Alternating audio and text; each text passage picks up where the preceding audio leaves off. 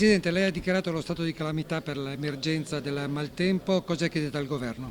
Chiediamo di riconoscere subito lo stato di calamità e stanziare subito risorse a tutela di una montagna che è stata letteralmente messa in ginocchio e dall'altro di tutto quel Veneto che soffre per gli allagamenti. Il Veneto sta avendo grandi sofferenze e voi avete fatto degli interventi anche finanziari subito per la protezione civile.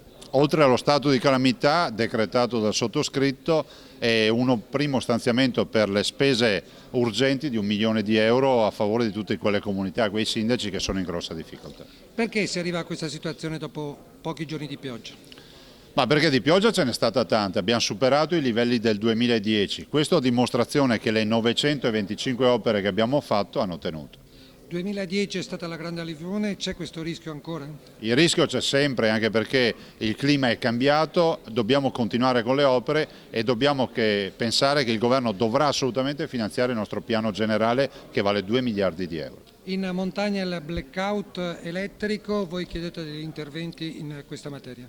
Ma guardi, il blackout ha dato una dimensione di essere la Repubblica delle banane, cioè per ben 2 volte nell'arco delle festività natalizie ed ora abbiamo avuto 35.000 utenze senza energia elettrica. Questo non deve accadere, si facciano le linee, si facciano le manutenzioni e si metta in grado anche la provincia di Belluno di essere degna di una comunità che è trattata con civiltà. Voi sosterrete eventuali ricorsi tra utenze e società dell'energia elettrica? Ma guardi, noi siamo dalla parte dei cittadini, siamo perché sia chiarito fino in fondo, siano chiarite fino in fondo le responsabilità affinché poi anche i cittadini siano ristorati. Ricordo che la sola industria turistica ha perso più del 90% del suo giro d'affari. Il dissesto idrogeologico è un tema nazionale che deve essere affrontato in maniera diversa? Guardi, ci vuole un piano Marshall, un piano strategico nazionale poi declinato per ogni regione. Noi abbiamo 2 miliardi di investimenti da fare e il governo li deve riconoscere a una regione come la nostra che lascia a Roma 21 miliardi di tasse all'anno.